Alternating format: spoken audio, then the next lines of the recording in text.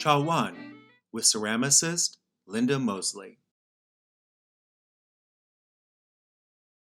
The moment we started talking to the next artist featured in today's Japan House Shares, Linda Mosley, we knew we would be fascinated by both her skills in creating beautiful ceramic chawan, or tea bowl, but also her ability to fill them and offer them to a guest through the study of Chado, the way of Japanese tea ceremony. Today, Linda will let us into her journey of discovery through her passion for ceramics. Watch as Linda creates a chawan precisely shaped and sized for whisking the perfect bowl of matcha. She is surely a master of her craft, and this presentation will give you just a condensed but insider look into the long, thoughtful process of making the perfect tea bowl. Back in 1968, I was a major in ceramics at the University of Illinois. I was in the library looking for inspiration for some project, and I came across Japanese pottery. I admired the nature of the clay and firing is expressed in both functional and sculptural forms. This led me to enroll in Shozo Sato's Introduction to Japanese Arts to find out more about this aesthetic. In the class, Professor Sato demonstrated that in the act of making tea, there's a thoughtfully choreographed series of movements in space that could have a profound aesthetic and meditative effect on the participants. Although the procedure for making tea are very specific, the host chooses a unique combination of utensils to create a new experience each time, called Ichigo Ichie. I realized that applying the economy and elegance of movements of chanoyu would improve my pottery making, but unfortunately I graduated before Sato began giving chanoyu lessons. I went on and finished my Master of Fine Arts in Ceramics in 1975, and I've been teaching ceramics since then. There was a long time when I didn't have access to a tea ceremony teacher, but finally in 1975, I had the opportunity to study chanoyu for 1 year with Mrs. Minnie Kubose in Chicago. And then again, beginning in 2008, when we moved to Austin, I resumed my study of chanoyu with Dr. Sheila Fling in Austin.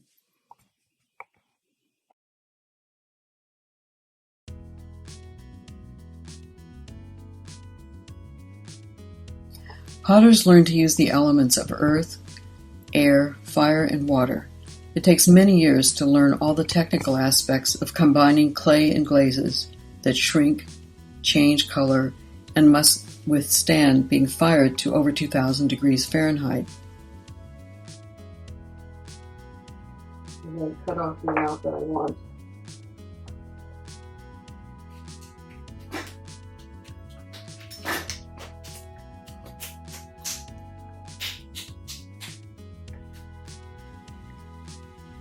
Whether someone's working on the potter's wheel or making a chawan by the slab method or the pinch and coil method, we have to think about the shrinkage rate, which is 12 to 14%.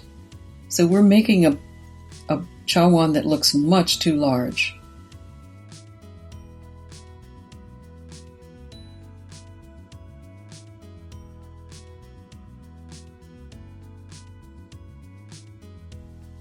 And we have to pre-visualize how that will look after the firing.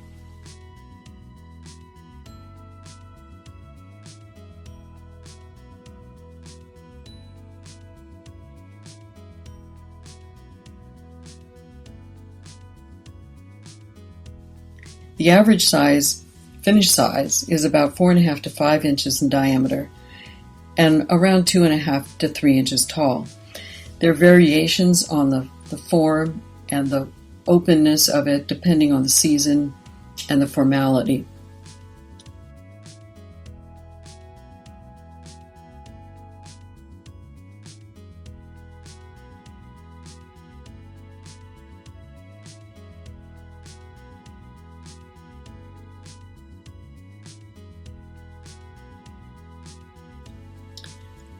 While we're making, we consider where the shomen or the face will be. It might be indicated by a change in texture or some in size design, or we might wait until after the first firing when we're glazing to create a front or a face with glaze effects.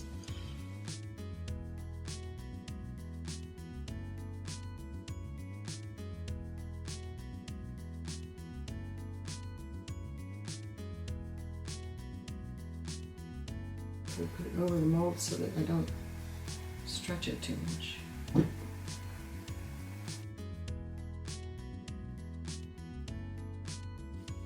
This front, or shomen, is given to facing the guest when the tea is made, and then the guest turns the bowl so that the shomen is not being touched by the lips while drinking, as a sign of respect to the artist.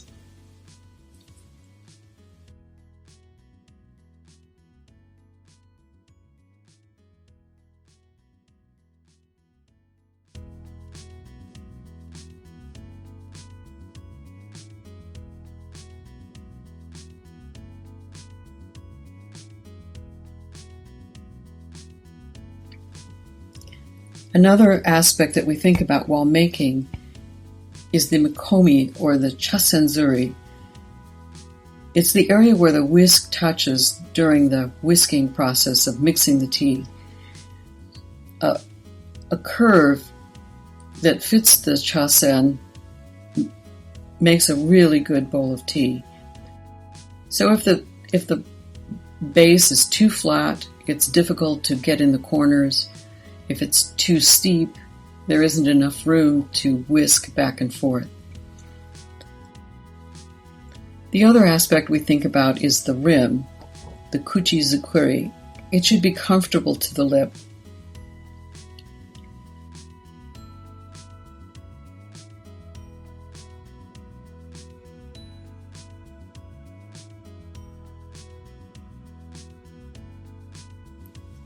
Another major aspect is the kodai, or foot. Since the cup does not have a handle, the foot serves as a way of keeping the heat away from the hand.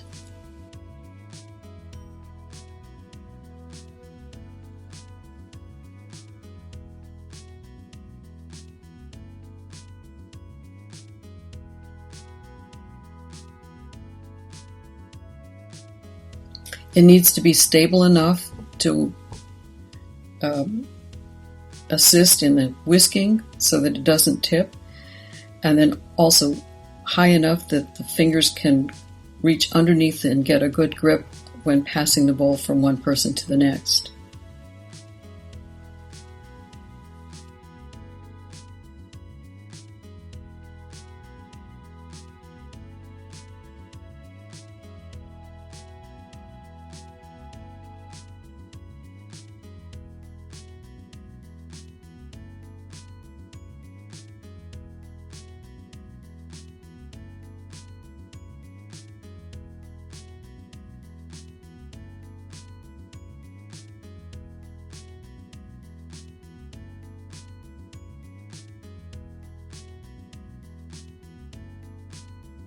So this needs to stay on the mold a little bit longer.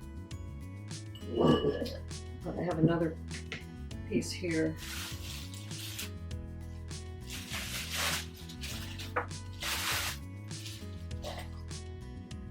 So this one I made earlier, and it's still a little bit flexible, but I took it off the mold as soon as possible. But I hadn't put the foot on yet, so I wanted to take it off so that I could smooth those seams that were inside.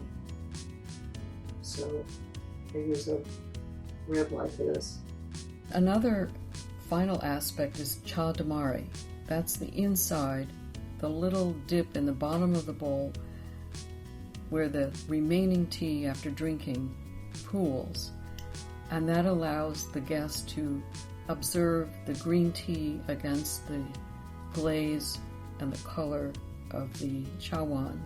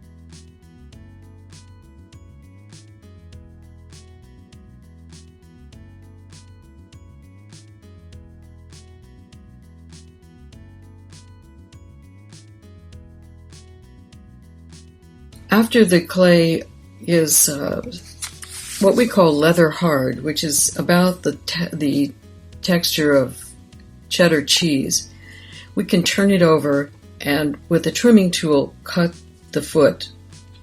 So it's a little bit like turning wood on a lathe.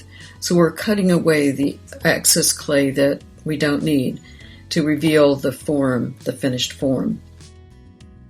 After the trimming, we cover them and let them dry slowly so that they don't warp as they shrink in the drying process.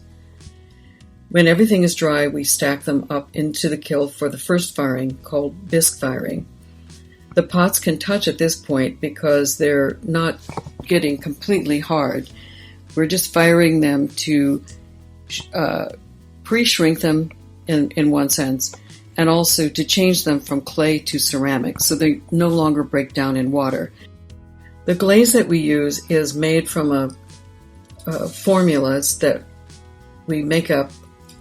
We have to consider the shrinkage rate to match the shrinkage rate of the clay, and then what color it will be and what texture, whether glossy or matte, whether it's opaque or translucent or transparent. So I usually lay out the pots that I'm ready to glaze and put little notes on which glaze I want to use on each so that I can get into a rhythm of dipping and pouring. And that's the method I prefer. So I mix up a bucket of glaze that looks it's not as thick as a milkshake, but it's a little bit like heavy cream. And then with tongs or with my hand, I dip it quickly in and out to get an even coating on the glaze. Then that's allowed to dry, and the bottom is wiped off so that it doesn't fuse to the shelf. So the bottoms of pots are not glazed. Then after everything is glazed and thoroughly dry and clean, then I restack them into the kiln. And the firing takes about 12 hours to heat, and then another 12 to 14 hours to cool.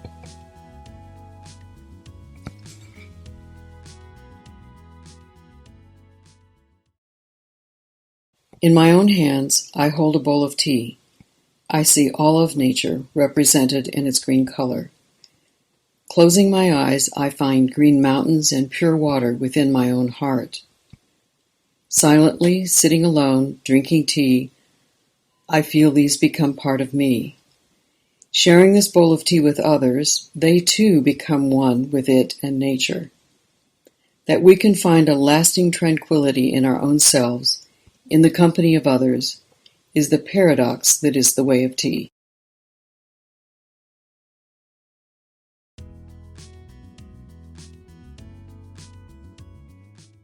Thank you for joining us today for this special Japan House Shares featuring Linda Mosley.